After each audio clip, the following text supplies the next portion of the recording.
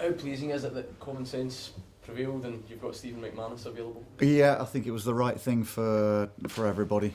I think it was proven right. I think the referee has sort of come out and been big enough to sort of say he made the mistake, which was, it's just what you want. That's why you have cameras there. That's why you have this system in place, and it's I think common sense certainly has prevailed. You acknowledged that it might not have really affected the result in the Aberdeen game, but how important could someone like Stephen McManus be? You're going to need everyone in this busy. Of course game. we are. Yeah, we're stretched with injuries, and we don't need anybody for out for any amount of time for a poor decision or a mistake, and no, maybe it wouldn't have changed the way the game was going to end, but it might have done, because it was the period that we were on top a little bit, and but that's gone now. So we've got Stephen for tomorrow, and we need him. Hamilton and the Aberdeen results were obviously disappointing for you, but you now come up against a team which is right there next to you in the league table. That adds that extra significance for you. Yeah, I think when you play the teams that are in and around you, we want to get as close as we can to Dundee, and by playing them, by taking points off them, and it's going to drag us hopefully away from the bottom two and into that pack in the middle. So a very important game, but one we go there with excitement. It's a big, wide open pitch. We hope to use that to the max, and hopefully we can get back on track. You said some of the only real positives you could take from the Aberdeen game was the likes of Dom Thomas, who came on and lit up the game, and he also handed another debut out as well. Have those types of guys given you food for thought going into the next couple? Yeah, they certainly have, and they've trained with us all week, as probably they have done since I've come in, and they're growing day by day. Their confidence is improving, and it's doing them some good by training with the senior players, and I've said everyone's involved, everyone's in the mix, especially with the people we have got out at the moment. You see every week that there's 5 youngsters on the bench, and over the last couple of weeks, 1 or 2 of them have gone and played. So I think they're looking forward to it. They're trying to progress their careers, and this is a chance for them to grasp that. Obviously, you extended Mark O'Brien's deal early on in the week. Yeah. How important a player is he for you? Well, I think he has been. I think he's grown from the games I've seen. I think he's somebody who is aggressive and goes and attacks the ball in both boxes. So he can be not just a defender, but at set pieces he can be an important player. And I want more from that.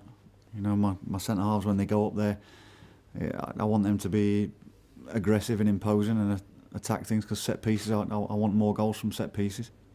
And but he knows. The important thing is, if I was to look elsewhere and bring somebody else in, does that then take 2 or 3 weeks for them to settle in?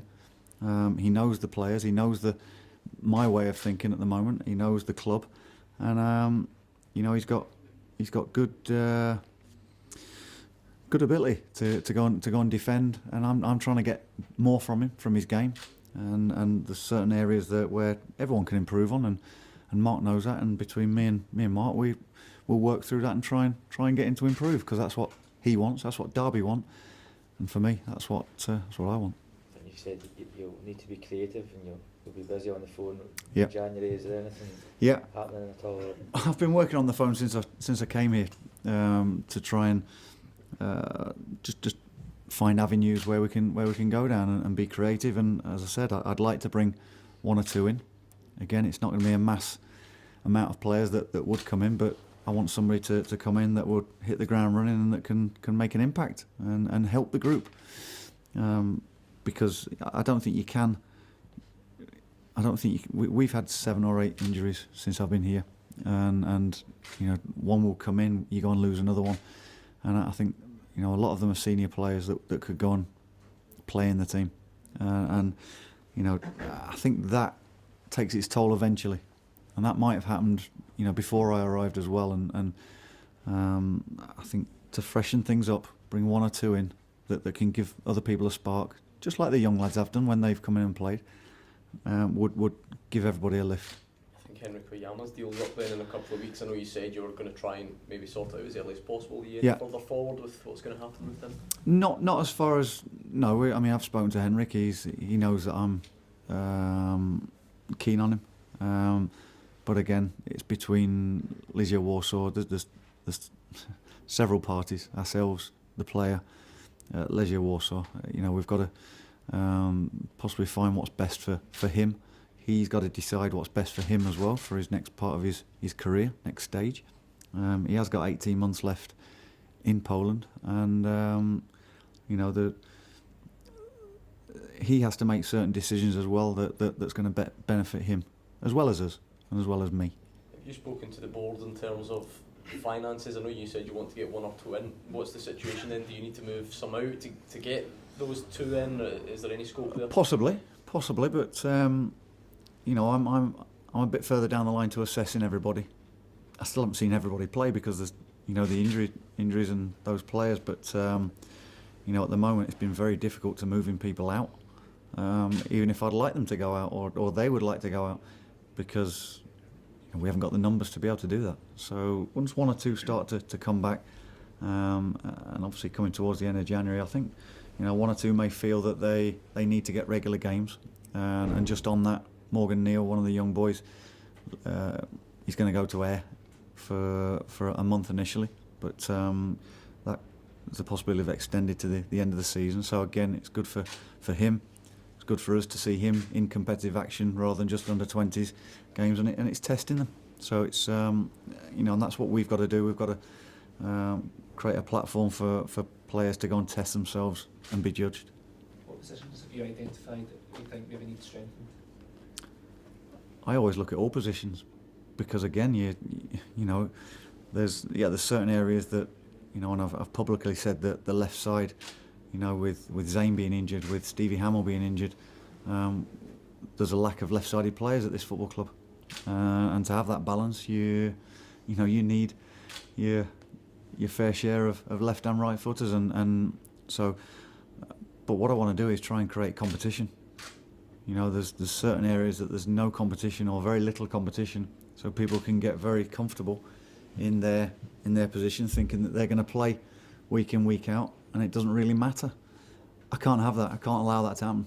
And but I'm looking for all positions, because come the end of the season, I might have there's 16 out of contract, and at this moment in time, I don't know how many will want to stay or how many we would like to stay.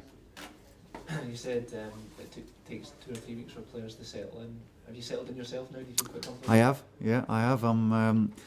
It was all very manic leading up to Christmas. Everything, not just the football side. I mean, that's what you do best. That's what and it's very quick. You can be very quick to find your groove with that. And I think the players have tried to take a lot of the stuff that I've tried to implement on board, which is great. Also the personal side of your life as well, and it's upheaval, and you've got family that you've left down there, and they're going back to school after Christmas, and I've found somewhere to live, which helps. It all helps, the whole side of it. So that's sorted. I know what I'm working with staff-wise, what I've got player-wise, and certainly other people around the club have helped me settle in. Ian, is there any easing up on the injury front this week at all, or is it the same? Stuart Carswell has trained this week for a couple of days, so having been ill for 10 days, that was a real blow to us. But he's feeling better and getting back to himself. Stevie Hamill, touch and go for this weekend.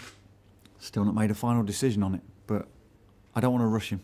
I need Steve Hamill to be fit for more games rather than the immediate future. So if it's a case of taking the decision that I'll leave him out tomorrow, but he can play for the remainder of the season, I'd much rather that than risk him tomorrow. Is there a time scale with Ian Vigils? I just come to notice him limping fairly heavily at the game last week. Is that going to be a bit he's had a problem with his sciatic nerve, where we've taken more expert advice. He's had an injection that hopefully will help clear the pain that he's been getting, and he's been moving a little bit freer this week, and hopefully he can join in training next week. So again, with him, Stevie Hamill, Simon Ramsden, Craig Moore, young striker who I've not seen. You know, there's a possibility that in the next week that them 4 could be filtered back in with us. I think ahead of your first game, you said you always like to name the team on a Friday. You're now finding out how difficult that is with all the. Oh yeah, and it's, you know, it's not always an exact science, and you know, this last couple of weeks or last week or so has been a little bit difficult. But again, you know, it's not a bad thing that players are not sure whether they're going to play or not. You know, everyone will prepare properly tonight as if they're going to start the game, and ready to take the chance if they're named in that starting 11, and obviously the subs that you know will be named, they've got to be ready. They've got to be an impact as they were last week. Have you had a chance to see Dundee at all? Not live, but I've watched DVDs. Our analyst Ross has been fully up to speed with that, and no, I've seen enough of them that for me they're capable of results. I think they'll be hurting after the Dundee United game. They obviously played Ross County and couldn't break them down with the 10 men they went up against, and conceded a late equaliser, which will be hurting, and they'll be wanting to put it right against us, and they won't want us to gain 3 points on them at their expense, which would only put us within 2 points. What is it about them that makes them capable of getting results? Oh, they've got 1 or 2 players that can be game changers, and if we give them too much time, too much space on the ball, then they'll hurt you. And it's as simple as that, and that comes down to working hard, being organised, knowing your roles, responsibilities, and carrying them out.